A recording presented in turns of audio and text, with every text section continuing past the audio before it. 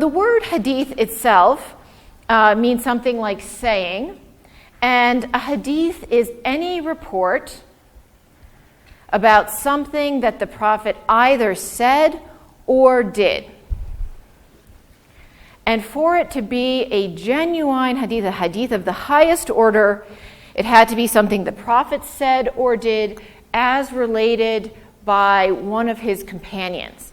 That is, someone who was a Muslim who lived in the same community with the Prophet Muhammad, and so could have met and seen him personally. In collections of hadith, in some collections of hadith, we do find traditions that don't actually go all the way back to the Prophet. They may go back to something that one of the companions said or did. But the most important and the most reliable hadith, of course, are those, it came to be understood, those that go back directly to the Prophet Muhammad through the intermediary of a companion. And so I want to give you a couple examples, hopefully this works now, no, of hadith and how they were written. So this is, when the hadith were written, it wasn't just the content that was important, the actual message that was conveyed in the particular hadith, but every hadith had to have a chain of transmission, which in Arabic is called an Isnad. The word Isnad in Arabic generally, I should not try to talk and spell on the board at the same time, by the way. Technically, Isnad means something like a support.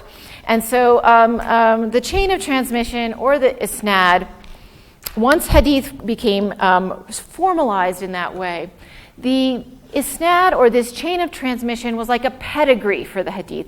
It was a record of the process of oral transmission. Okay. So if we look at this particular one as an example, this comes from the Hadith collection of Bukhari, which is one of the two most canonical or reliable collections of Sunni Hadith. It was narrated to us by Musaddid, who said it was narrated to us by Yahya on the authority of Shu'bah, on the authority of Qatada, on the authority of Anas. May God be pleased with him, from the messenger of God. May God's peace and blessings be upon him. He said. Right, so I've underlined every major person in this particular Isnad. Right? So Anas, who was the Prophet's very close companion of the Prophet, his Prophet's freed slave, Anas hears it from the Messenger of God. Qatada hears it from Anas. Shu'bah hears it from Qatada, and so on. So this Isnad is providing us with this link, this validation.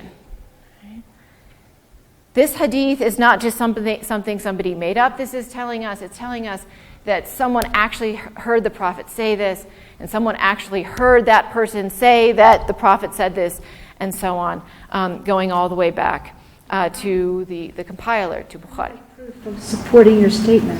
I'm sorry? It's like proving the support of your statement. That's right. That's right. Again, because this process of hearing it directly face-to-face from someone was really important. And so this is an example of a hadith that reports something the Prophet said. And so the Prophet says, none of you will have faith until he loves for his brother what he loves for himself. Okay, so here's a statement. This is something that it is reported that Muhammad has said. Okay, and this is the chain of transmission. We also have a hadith like this, right? It comes with the same Isnad, the same chain of transmitters at the beginning. Hafs ibn Omar heard it from Shu'bah, who heard it from Abu Minhal, who said that Abu Barza said, and you see, it's not a direct quotation from the Prophet here. It's an explanation of what the Prophet did relating to the times of prayer. So the Prophet used to offer the dawn prayer when one could recognize the person sitting next to him after the prayer was done. Remember, we don't have clocks and specific times so we know when dawn is and so on. But this was one way of explaining it.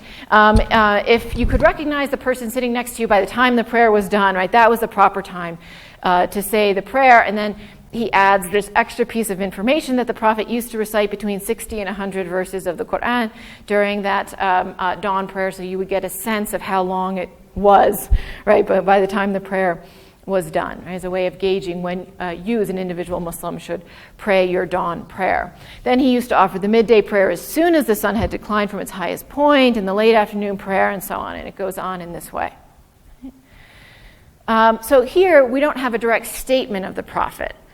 Here what we have is an explanation, an eyewitness report of the way the Prophet used to do things, that then becomes a legal precedent for how Muslims should carry on when they should pray their prayers. Okay. Now, for this, I want to talk, looking at these two kinds of hadith, I want to talk a little bit more about the Isnad and how important it was for Muslims. As Dunn had mentioned, there were conflicts that emerged in the early Muslim community that divided people. And Muslims early on recognized the fact that this could have influenced sayings and actions that were attributed to the Prophet. Right? As people debated who should have been the rightful successor to Muhammad, certain people may have wanted to transmit lots of praise traditions about, let's say, Abu Bakr, and what a wonderful person he was, and how all the good things that the Prophet said about him, and so on. And other people might have wanted to do this for Ali, who was the other contender, for example, for the Prophet. Other hadith emerged, that other sayings attributed to the Prophet emerged that would support one political point of view over another, that would support one theological point of view over another. And so it became obvious to Muslims, to Muslim scholars quite early, that not everything that was attributed to the Prophet could have possibly been true, and that there was a need for some kind of vetting process, some way by which they could try to authenticate or determine which attributions to the Prophet were most likely to be authentic. And the main way in which they did this was through an analysis of this Isnad, of this chain of transmission. Okay? So it wasn't enough when they analyzed the chain of transmission. Of course, for a hadith to have the highest standard of reliability, as I said, it had to go back to the Prophet. It had to go back to the Prophet through one of his companions, someone who actually saw him. And then every other link in this particular chain of transmission had to be an unbroken chain. Every individual in this chain of transmission had to have met the person that they're connected to. So, for example, Abu Minhal, he had to have been able to actually meet Abu Barza. Right? He couldn't have just heard someone say, that Abu Barza said this. He had to have actually had the possibility of sitting with Abu Barza directly and hearing it verbatim from him. And the same thing, Shu'bah would have had to have sat in the presence of Abu Minhal and heard it directly from him. Right? So one of the ways that they would do this is they would try to learn, for example, did Abu Minhal and Abu Barza ever reside in the same city? Did they live at the same time? Right? I could tell you, I heard from Abraham Lincoln, right? But obviously I didn't, right? We live in two different time periods. So you had to make sure that all of the people in the Isnad could have actually met one another, could have heard it from them directly. You wanted to also make sure that all of the names, all of the transmitters in this chain of transmission were good, solid, reliable transmitters. And what that meant, first of all, is they had to be morally correct. Their theology, their practice of Islam, their moral rectitude, all of that had to be in order, right? They couldn't be someone who held a heretical point of view, or didn't pray properly, or was known for having a bad moral characteristic. Certainly being a liar would be a very bad thing, right? So you had to have someone who had all of these religious and moral characteristics in order to be a sound transmitter. And then the person just simply had to be a good transmitter. They had to have a good memory. They had to transmit material that could be corroborated by other people. They had to be someone who was known for being very accurate and very detailed and careful and scrupulous in how they transmitted hadith. Right? This was also a very important characteristic.